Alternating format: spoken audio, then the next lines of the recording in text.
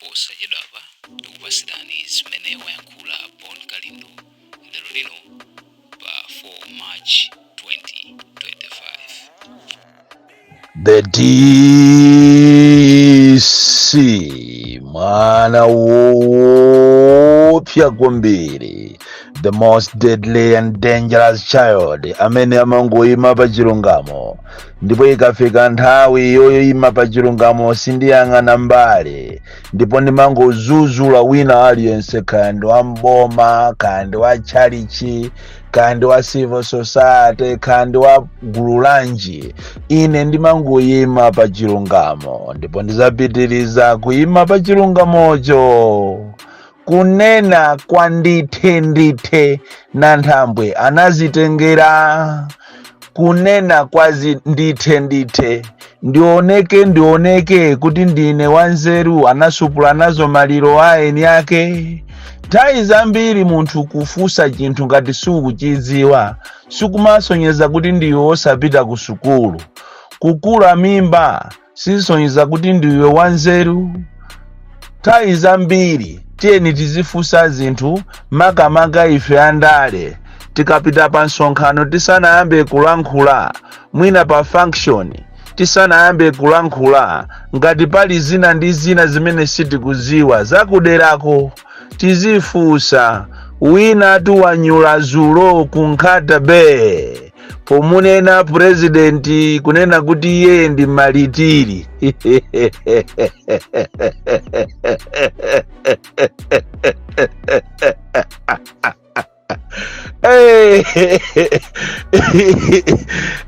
Kuti ndioneke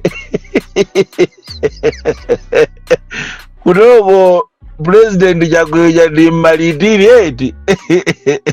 Kwa amene amawerenga Bible komanso amene amaziwa chichewa literature, kusukulu aphunzitsi athu akhulike kapena ansesa amatiuza ife kunena kuti mawu onena kuti malitiri amatanthauza munthu amene anafa, koma anafa akumenyera ufulu dziko lace. Ndipo tikunena pano malitiri sangakhale munthu wamoyo, malitiri ni munthu wokuti anamwalira. Choncho kumunena president kuti president Chakwera ndi malitiri ndi mwano waukulu kwambiri. Zizangokhalira kuti mwina president yopacha nthawi zonse amanena kuti samaziwa, koma kunena kuti bwana kuno kumpoto mwasankhako maministala, mwasankhako pakana speaker of parliament, inu ndiye kumene onde umalitiri. Ndi chimodzimodzi kunena kuti iwe malemu wakhala iwe apo, iwe ndiwe malemu, unasankha speaker, wasankhaso ma MP akuti ngati ma minister wakuti, iwe ndiye malitiri, iwe womwalira, iwe ntembo iwe. Bwana kuno kumpoto mukumanga komiseu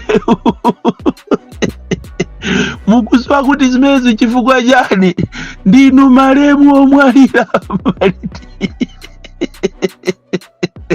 Kufusa siku lakwa tateni tikama khala pagulu tiziyamba kaetawo natawerenga kumaziwa kunena kuti izizi ndikunena ndizoona kapena izi zikutanthauza mwakuti.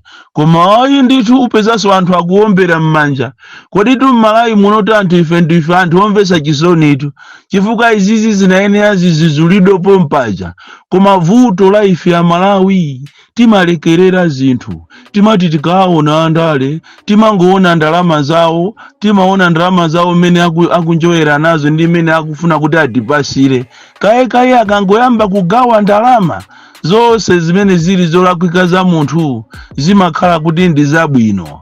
Timangokhala tikuyimba m'manja, makamakaso monga mmene likuchitira boma ili, chifukwa ngati kuli boma limene likugawa makobiri molakwika kwambiri ma hand house amene ngakhale nyumba ya malamulo inachita pasi lamulo kuti no hand house, boma la Jesu lomwe limene amalimbikiraso ndi omwe waso ali a opposition, koma ngati kuli anthu amene akugawa ndalama zodabwisa kumafunsa kuti koma ndalama zimene zikuchokera kuti ndipo akuzitenga pati mmene makobiri avutira muno Malawi, koma makobiri ndi akugawidwa. Pano tikunena pano kunzuzu kunali mademo ma vendors angoaola koma chairman onde akulu ena ali yese 50 million kuteko tikunena pano maujene awa mavenda amene anakonza mademo awo kunzuzu alephereka mikangano posepose mikangano kumvesa chisoni kwambiri ndalama. As we talk this morning ndiye kuti magali moto malole wochuluka akupita madera osiyana kuphatikiza kuchitipa nikukwatiye wina aliyense akutenga ko mafumu 100 patiye wina aliyense. Ajatu tikunena kuti mafumu amene nswahala wawo samalandira ndipo ndalama imene wamati akalandira mwamwayi ndi 10,000. Inu mukuziwa kuti mafumu ngati kuli munthu amene amakonda kumwati ndi mfumu amachita kunyamukira pa njinga ya moto, achite hala njinga ngati alibe apite pa trading center akatuluse chija chikapu chochedwa jembe chija amuyikire mu nkaka amuyikire mu sugar ampake buledu ja stock wamphamvu azimwa pamene pajapo zuwa lili ngwa thukuta likutuluka, ndipo ngati satuluka thukuta amfumu wamanena kuti tiye amene isana apye. Lero anthu amene ajawo akudandaula kuti boma ili likuazunza akukwera malole ngati mene amapangira apolisi mene amazuzikira apolisi awa ma uniform awo akusuluka ngati nanchakalawa, apolisi awa akuvala zovala zawo sapato ngati kapena milamba yokuti inauma kale, awa apolisi akuzunzikawa awa akumaika ujeni zovala zawo zigambawa akukwera nawonso malole leroli mafumutu ochokera zigawo zonse zakumpoto kukacheza ndi president. Komatu palibe amene atakaime ndikunena kuti bwana ife sitilandira ndalama. Ndipo iziko ili ndi ziko lomvesa chisoni koopsa kumvesa chisoni ati basi mafumu atakacheze ndi president aseke pakamwa malinga ndi zisankho zikubwerazi basi ati azina kuti tonse timvotere chakwera. Koma ndalama ndalama akulu ndalama ndi satana, ndipo anthu amakhoza kuphana chifukwa cha ndalama. Anthu oyendera limozi bwana we ndi bwana wenzache kudana chifukwa cha ndalama.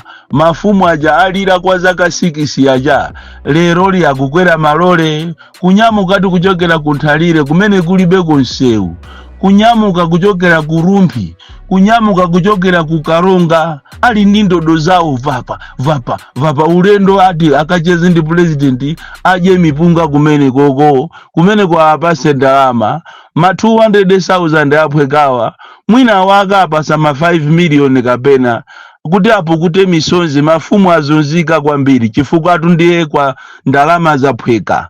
Akati choncho ndiye kuti akumenya soka sona khani nthawi zanji mwina chaku mama waku kumenyedwa soka sona ngati lero kapena lisali mawa kumenyedwa soka sona ka Northern Region kuti ana sopano nawonso kumene kwa sangalale alandireso ma envelope wawo uko ndi achita kuwakonzera mafuso kuti aliyense akafuse matifuna tione mafuso wanu kuti mukafusa fuso lanji kuopa kupangisidwaso manyazi malinga ndikaja kama chodwa kana madingo mwana wachabe kwambiri.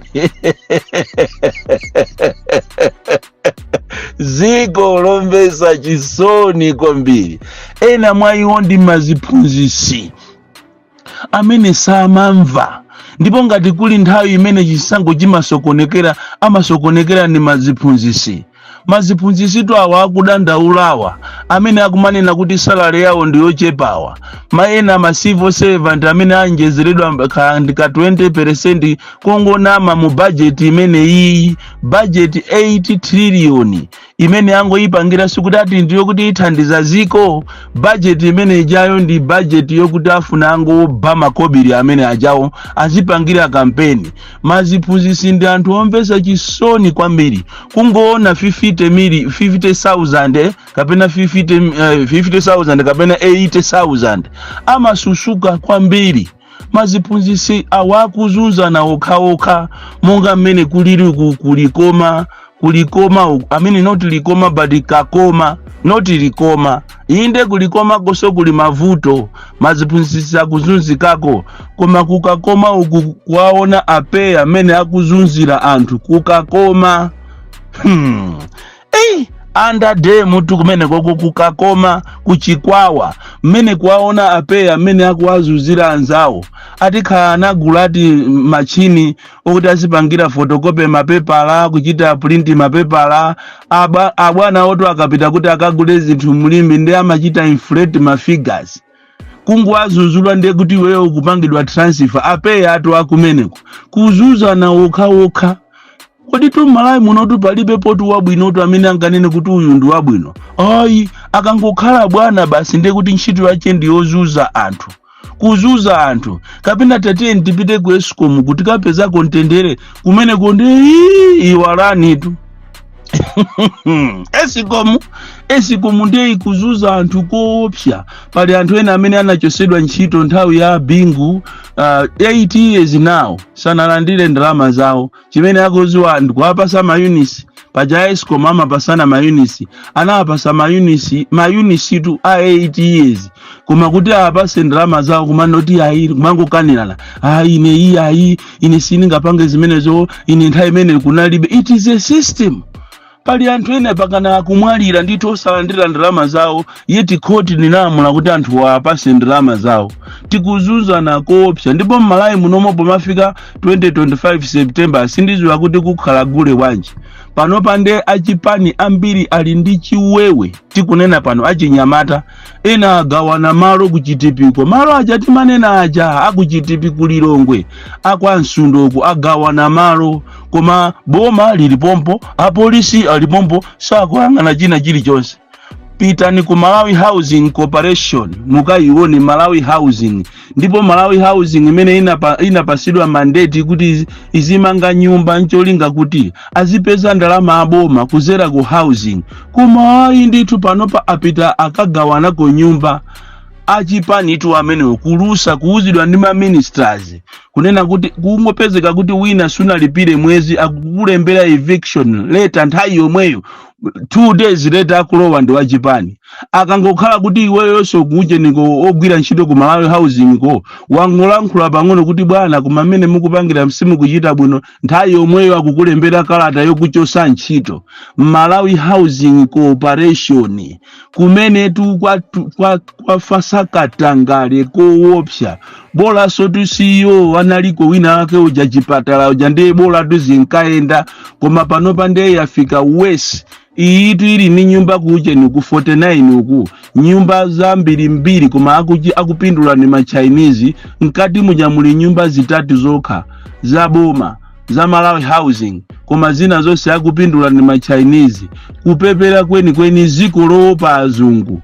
That is why even nkhani ya minerals akubwera muno kumapindula ndi azungu anyake aziko sapindula. Ziko lombesa chisoni koopsa ziko lino ndi ziko life kandi kulozedwa kandi chani koma ndikufuna ndinene pano kunena kuti Malawi sazatheka.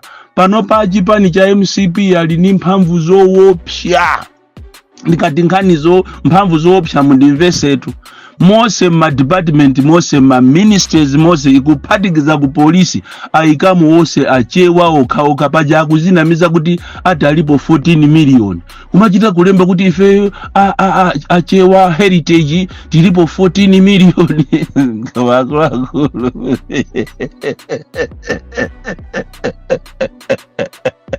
Malidi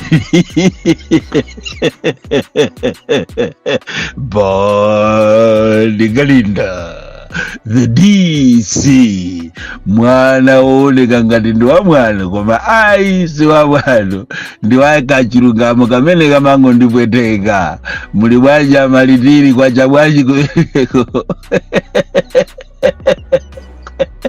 from Jeza Village Mabuka Box 76 Mwaje Malawi Southern Africa.